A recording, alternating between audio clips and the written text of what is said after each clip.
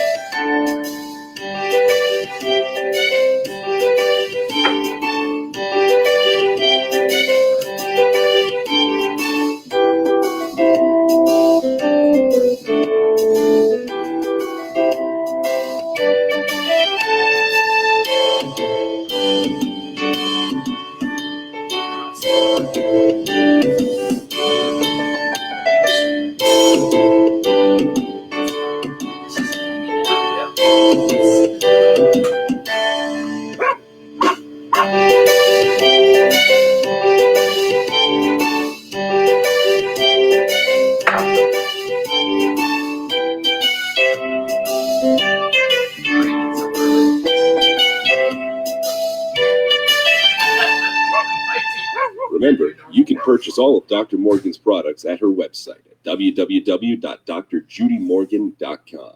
Now it's time to sit back, relax, and enjoy the show. Morning, folks. It's Tuesday, which is almost sort of my Monday because I go to the office. Oh my gosh, it is Tropical Tuesday. It is Tropical Tuesday. I think we're in the rainforest right now. The sky, the air is so heavy, like it literally is just dripping.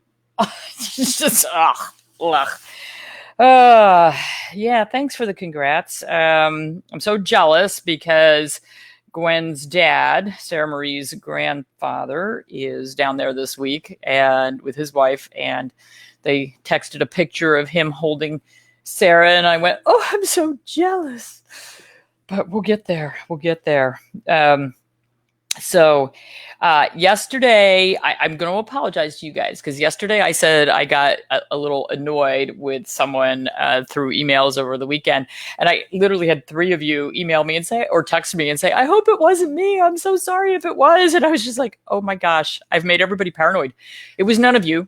The person that that made me angry is actually banned from my page. She's been banned from my page for months and months.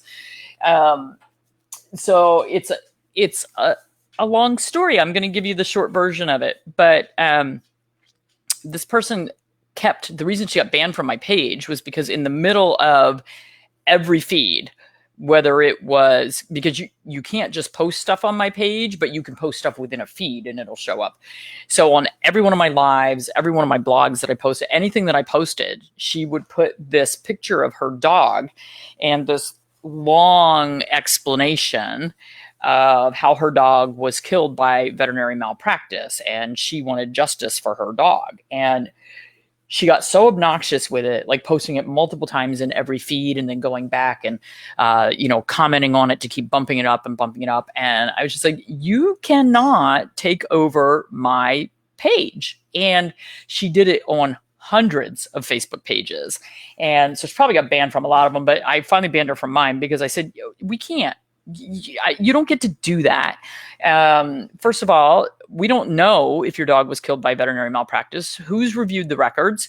You decided on your own that this happened, but you can't put that on my page. I haven't seen the records. I don't know if that happened. I'm certainly not going to sign your petition and jump on board and I'm not going to tell my followers to jump on board something that we have no proof for. So, here we are 6 months later, and this person reached out to me and said, would you write an opinion letter that I can take to the lawyer, the veterinary board, the whoever? I don't even know what direction she's going with it. And the reason she asked me was because when I did read her thing, I said, you're blaming the wrong drug. In her long explanation, it did mention that the dog had been given carprofen, which is Rimadyl, and steroids. And so, the alarms go off in my head because you can't give those two things together. They cause GI ulceration, and her dog's symptoms went along with that. And so I said, well, geez, you're blaming the wrong drug here. I think there actually was something done wrong with that combination. And so, if you send me the records, I will look at that. If you are willing to agree that what I find as a medical professional is what we're going with, not with what you've decided it is, which is not the right thing. And she sort of said, okay, but she sent me all the records.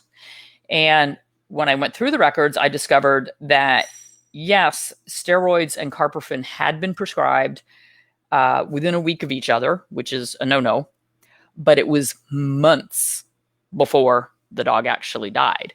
So there was no relationship there because the steroids were very short term. So if the dog didn't die at that point when they were given together, certainly months later, it wasn't dying from that combination. But what I did find was lab work had been run and something really significant that I think killed the dog was found on the lab work. And so I wrote back and I said, well, I can write an opinion letter based on this because I really think this is what killed your dog. And the veterinarians missed it because they never discussed it. They discussed other things about the lab work with the owner, but they never discussed this one particular thing that I think killed the dog. I said they overlooked it. They missed it on the lab work. And so they treated the dog incorrectly. And all the dog's symptoms go along with what was missed. This is the position we need to take. And if you're willing to take that position, I will gladly write this letter because I think this, and I don't think it was intentional malpractice. It was a human error. It was a mistake, and mistakes happen. And I don't think we can she has badmouthed this veterinarian all over social media for 2 years now. I don't think we can say that this veterinarian purposely killed her dog. That certainly was not the goal. In reading the records, the emails that are included in the records, the veterinarian was actually trying to work hard. They made a couple mistakes. The carprofen and steroids together was definitely a mistake, but that had been months earlier. And then this mistake on reading the lab work. So I don't know this veterinarian. Is not anybody in this state.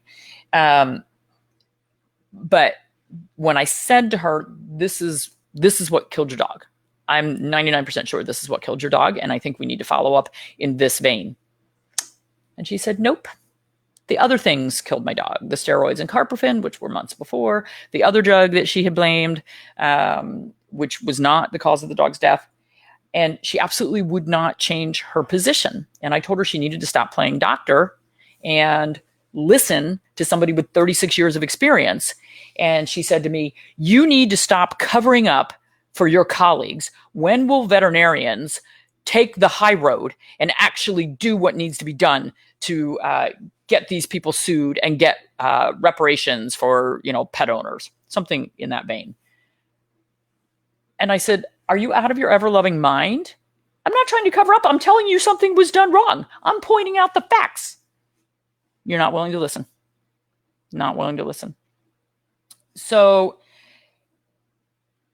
many of us have had mistakes made in the human medical profession, in the veterinary medical profession. Pookie died because of poor veterinary medicine. It didn't have to happen the way it happened. I did not go online and social media and badmouth these doctors up and down, right and left. That wasn't going to bring my dog back. It wasn't going to do anything other than, actually, it wouldn't have even made us feel better. Slamming somebody else doesn't make you feel better. You might think it will, but it does not. And if you're holding on to anger for 2 years, you probably need some psychotherapy. You need to talk to somebody. You need to get some help. We have a veterinarian near us who's probably one of the worst veterinarians ever allowed to graduate, practices horrible medicine, horrible records. I mean, literally, an animal can go to him for 14 years and the entire records fit on one page because there's never a physical exam. Nothing is ever written down. You go in and it says DHPP. That's the sum total of what's in the records for the annual exam. That is malpractice because there's no exam done. We're taking the easy money. There are bad veterinarians out there. They exist. But I think that a lot of times people want, I mean, you want to blame somebody. There are the 6 stages of grief, and one of them is anger.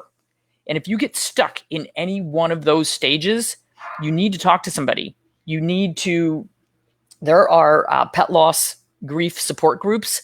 You need to be in one of those, whether it's virtually, in person, if you are stuck in one of the stages of grief. And maybe I'll either do a blog or we'll do a Facebook on what those stages of grief are. But, you know, I get a lot of these requests to write opinion letters. And so far, about 90% of them, the pet owners have made up in their mind that something was done wrong, and they're not budging off of that position, even when they're wrong, even when it's pointed out to them that they're wrong. Now, there are some people that have brought me cases that I look at and go, holy cow, that was bad. That was bad. And I am willing to stand up for people when things are done absolutely poorly. But for instance, Debbie Schwartz, I'm going to use your name. When I reviewed the records for her dog, I saw that the dog was being given the rabies vaccine every single year. And I've told this story many times, but we went through a whole thing to try to figure out why the dog was given the rabies vaccine every single year. And it ended up, it was just a way to get her in the office and make money, which was dumb because she was in the office with her dogs all the time anyway. She's a very good pet owner. And so because the veterinarian would not tell the truth about why they were giving, they gave so many lies about why they were using an annual vaccine that Debbie said, well, I can't stay in this practice if you won't tell me the truth. That makes sense. And I don't think they were bad veterinarians. I think they actually practiced good medicine, except for this was their little trick they were using to get people in the door. So, we need to look at things critically. And if you think that something was done wrong, you need to look at, there's another client that I have in Ohio, took his dogs in, and I've told this story before too, took his dogs in for dental and had an agreement with the practice owner that they were going to do titers and not do vaccines. And while they were there, the dogs got vaccinated, even though when he dropped them off that morning, it was on the estimate and he crossed it off and said, no, we're not doing that. This is what we decided. And at the end of the day, the dogs had been given the vaccine and he got charged for it. And he wanted to talk to the practice owner about it. And the practice owner didn't return his phone call for a week. Now, the practice owner knew he had done wrong. And I have to tell you, it's really hard to pick up that phone and call somebody when you know you did something wrong. It is really hard. And this client had been a client of that practice for 20 years with multiple dogs. And he said, I can't come here anymore because you didn't get on the phone and admit, oopsie, we made a mistake. It is so hard. Put yourself in that doctor or that veterinarian's shoes. People go in to have limbs amputated and get the wrong limb amputated. Just imagine having to go to that patient when they're waking up and go, oopsie. It's very difficult. Nobody wants to admit they made a mistake. And they're also standing there going, holy crap, I'm going to get sued. So we got to give them an inch of slack there. We do need to follow up and we need to push them and we need to get answers. But screaming and jumping up and down and yelling isn't going to get those answers. Being upset is okay, but you need to calm down before you have a conversation. The anger can't continue. So that was my frustration for the weekend. And it's Diane says, I called my vet and told him to save your money and stop sending me postcards for shots. What you want to find is a veterinarian that you have a good relationship with, that you can work with, that respects your wishes, that will answer your questions. And here's the thing. If your pet is sick and your veterinarian recommends diagnostics and you decline them, you do have some culpability if things go south. Like our guy last week whose dog was pregnant with the one puppy, and he was all upset that it only had one puppy. And then when it did finally go into labor, he called us that morning and we said, bring the dog in. The dog had been in labor she had her water broke, which isn't really a dog thing, but she had a gush of fluids, which means that amniotic sac broke. And the dog had been pushing for hours with no production. We said, you got to bring that dog in. We got to get that puppy out of there. That was a week ago. We still haven't seen him. I'm sorry. He has culpability here. I have no idea what happened. I have no clue. We've tried to call him multiple times. He won't answer his phone. So we don't know. Hopefully he took her someplace else. But, you have responsibility to care for your pets as well.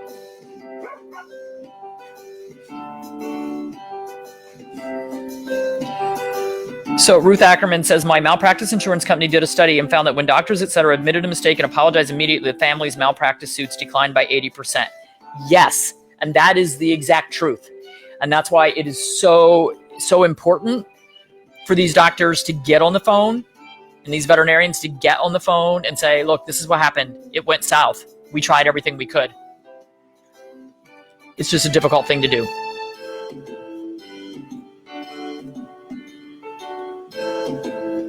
Yes, it does take work on both sides. You are right, Lisa. Absolutely. Yeah, Denise, that's common. Your vet told you were rude and nasty for asking questions. No, you're just questioning. You got to do it in a nice manner, but you're questioning. And you want to get answers. I think it's important.